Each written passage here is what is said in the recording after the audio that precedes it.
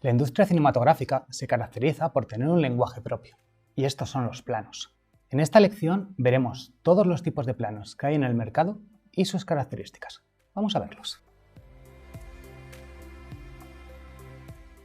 Esto es fundamental, puesto que cada tipología de plano tiene una forma de narrar diferente.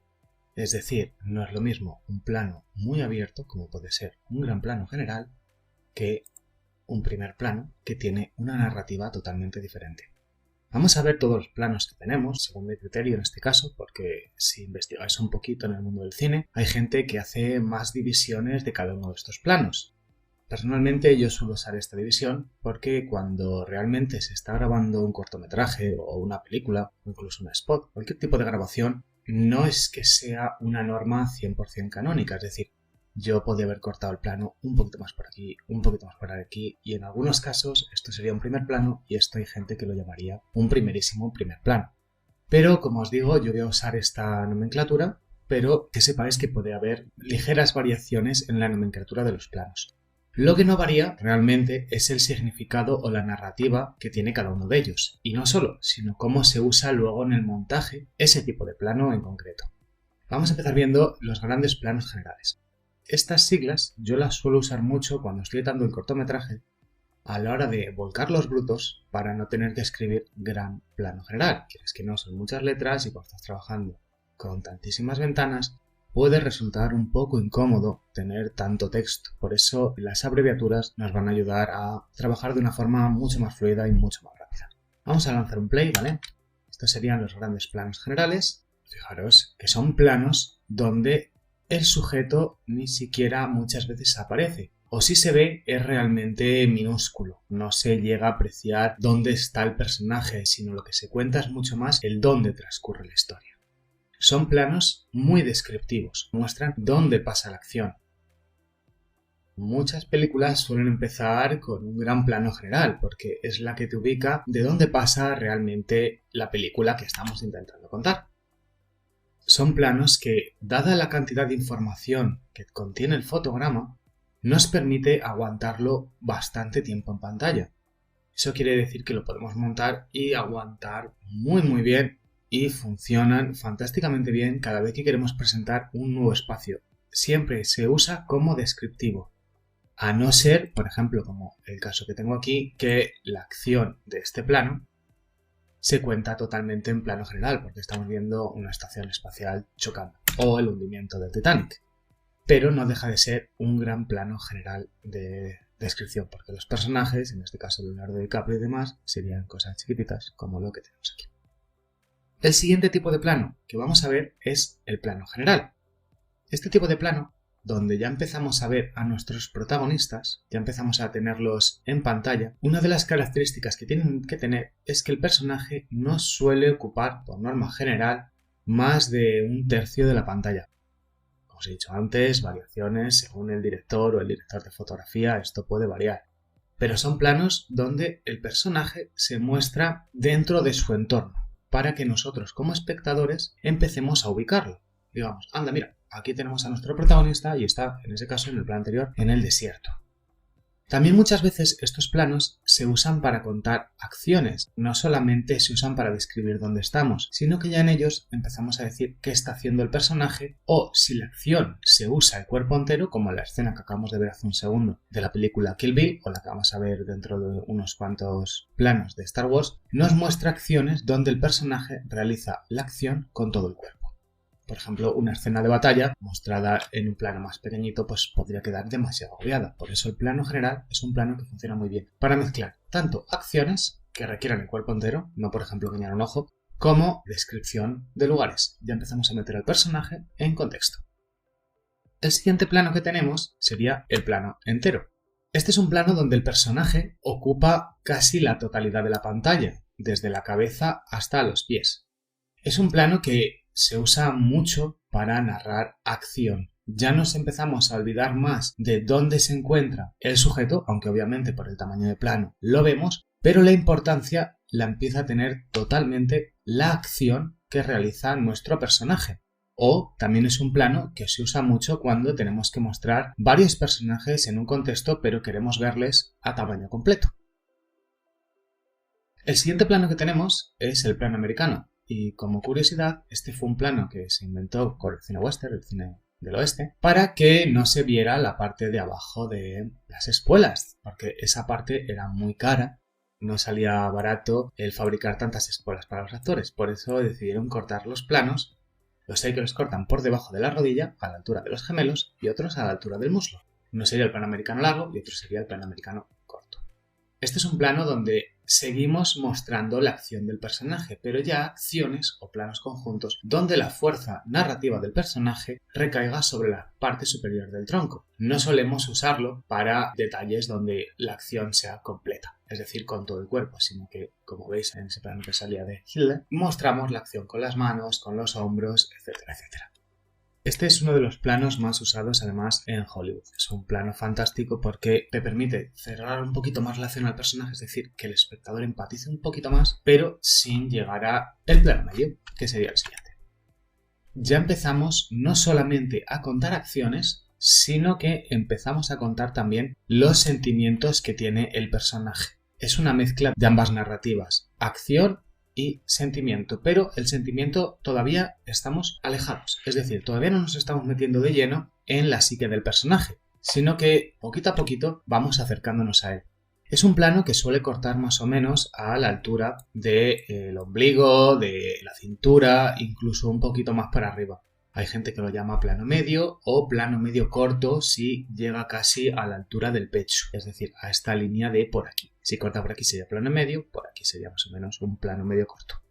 Y como os digo, es un plano fantástico que se usa también mucho para conversaciones entre personajes o para planos conjuntos donde hay una conversación de dos personajes. El plano corto es un plano que corta normalmente del pecho para arriba, pero siempre manteniendo que se vea la zona de los hombros de los personajes. Y es un plano donde ya nos acercamos mucho a la psicología que tiene el personaje en ese momento. Si os dais cuenta, en la mayoría de series, cuando se produce una conversación entre dos personajes, normalmente suele ser en plano corto, porque son planos donde, aunque lo que nos interesa es lo que dice el personaje, también queremos empezar a empatizar con la sensación que éste está teniendo, pero teniendo siempre referencia de los hombros, de esta zona de aquí. Fijaros que siempre nos está mostrando no solamente lo que es la cara, sino un poquito de la acción. Planos como en este caso de Ida, de Pawlowski, sigue siendo un plano corto, aunque la referencia del plano sea general, porque nuestros personajes, fijaros el corte de plano que tiene. Lo que pasa es que lo que nos cuenta de esta manera es la sensación de soledad que tienen los personajes. El plano corto es de los planos más usados, puesto que es muy fácil de rodar, porque no hay que atrezar gran parte del cuadro, sino que cuanto más cerradito está el cuadro, más barato suele ser el plano. No es lo mismo vestir una ciudad como Nueva York que grabar un plano de un ojo. El siguiente tipo de planos que vamos a ver es el primer plano. El primer plano es cuando ya nos centramos totalmente en la cara de nuestros personajes y donde logramos que el espectador sienta la máxima empatía con ellos. Ya no hablamos de qué hacen, sino de qué sienten o qué piensan estos personajes. Son planos que, debido a su gran fuerza dramática, puesto que estamos viendo personas en primer plano como en el anterior llorando o teniendo algún tipo de reacción facial, cualquier gesto se maximiza mucho en la pantalla, es decir, un simple guiño de ojo, un leve pestañeo, narra mucho. Por eso son planos que hay que tener mucho cuidado con ellos. Al igual que os expliqué antes que los grandes planos generales se pueden aguantar mucho tiempo en pantalla, normalmente cuando vamos cerrando el tamaño de plano, lo que vamos haciendo es cortando la duración que estos pueden tener, puesto que la información que contiene el fotograma es menor.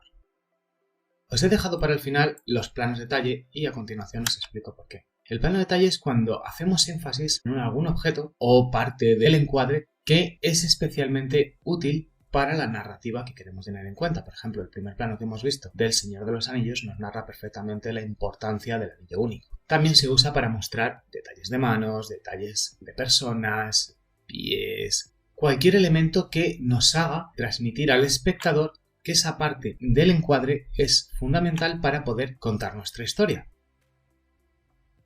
Vamos a ver unas cuantas normas que hay que tener en cuenta una vez que ya hemos visto los diferentes tamaños de planos que tenemos en el cine. Es muy importante que conozcamos diferentes leyes que tienen que ver con el tamaño de los planos o con la dirección de las miradas de los personajes dentro de ellos. Eso es algo realmente importante. La primera ley de la que vamos a hablar es la ley del eje de miradas. ¿Qué quiere decir eso? Supongamos que se crea una dirección en la mirada que está teniendo nuestro personaje con el espacio, es decir, con el espacio ficticio que hemos creado en el encuadre. Fijaros que nuestro personaje está mirando de derecha a izquierda, con respecto siempre al punto de vista del espectador. En el siguiente plano, este personaje, si cambiáramos el ángulo de cámara, ahora lo estamos viendo más o menos en un frontal 45 grados, más o menos así. Lo que no podríamos es traer la cámara a esta parte de atrás del coche, puesto que entonces el personaje parecería que mira hacia lo contrario. A eso se le llama un salto de eje, es decir, hay que mantener siempre la continuación de las miradas, porque si no, no se entiende hacia dónde están hablando o hacia dónde están mirando los personajes, y esto es muy importante para mantener la continuidad, que es el elemento fundamental para que el espectador se crea el espacio ficticio, fílmico, que hemos creado en nuestro cortometraje o película. La segunda ley, que también es muy importante, es el eje de acción. Vamos a buscar alguna que tenga un poquito de movimiento para poder verla. Fijaros cómo el personaje viene hacia el espectador. En un momento dado, nosotros podríamos posicionar la cámara, si quisiéramos, a la derecha o a la izquierda del personaje. Si la pusiéramos a la izquierda, el personaje veríamos que avanza de izquierda a derecha. Y si la pusiéramos a la derecha, veríamos que el personaje avanza de derecha a izquierda.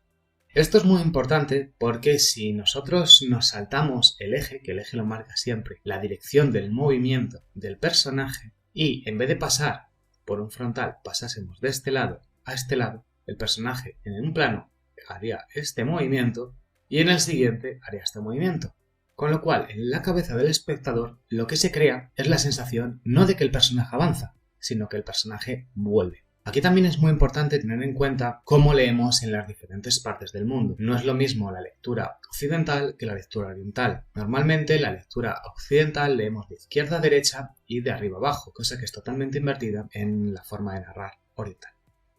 Seguimos con más normas que, por supuesto, estas siempre se pueden saltar, tenerlo claro, pero es muy importante conocerlas para saber cuándo nos las estamos saltando narrativamente.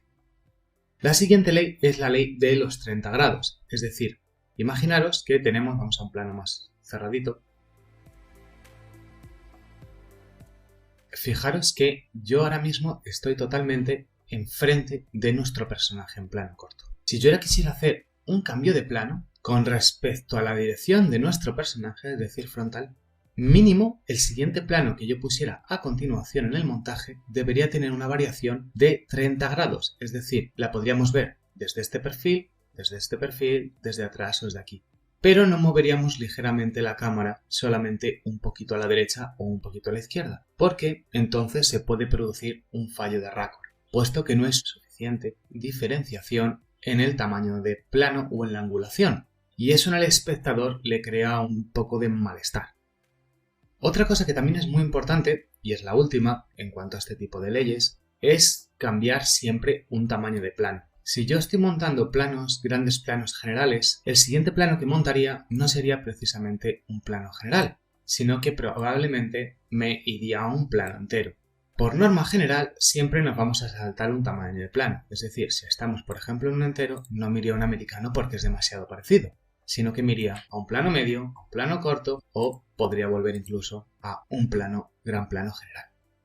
No hay una norma escrita que diga que no puedes pasar de un plano entero a un plano americano, pero sí que se suele narrar de esa manera para que el espectador tenga diferente variedad visual y las cosas no le resulten repetitivas, porque si yo estoy viendo un plano frontal, en este caso del Gran Hotel Budapest, de estas personas en frontal, y aquí os voy a mezclar las dos leyes que os he comentado, la de la ley de los 30 grados como la de tamaño de plano. Si yo estoy viendo a estos personajes y ahora me hago un plano medio frontal de ellos, hubiera sido más fácil en la realización, es decir, en la grabación, acercar la cámara mediante un movimiento de traveling al personaje. No hacemos un corte. Los cortes se usan para mostrar un punto de vista diferente. Y para eso, que os lo he dicho antes, tenemos nuestros maravillosos planos detalle. Estos serían como los planos comodín. Yo puedo estar en cualquier tamaño de plano que yo quiera, que si paso por un plano detalle, luego puedo pasar a el tamaño de plano que me interese. Por eso, estos planos, los planos detalle, también llamados planos recurso muchas veces, porque nos permiten contar la historia desde ese punto de vista mucho más detallista, nos permiten salvar el montaje desde el punto de vista del tamaño del plano. Por eso los cineastas normalmente graban muchos tamaños de plano, porque a la hora de montar son realmente útiles. Bueno, ahora que ya conocemos las funciones narrativas y descriptivas que provoca cada plano, en la siguiente lección os explicaré qué es el ritmo y cómo nos ayuda en nuestros montajes.